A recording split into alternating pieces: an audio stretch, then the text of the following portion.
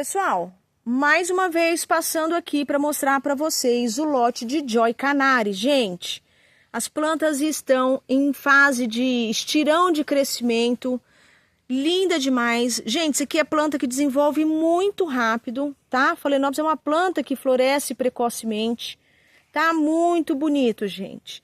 Bora garantir a mudinha de vocês, é só não replantar, tá? Vocês vão simplesmente cultivar, porque ela vai desenvolver rapidinho e logo vocês vão ver floração, tá bom? Tá disponível no site, pessoal.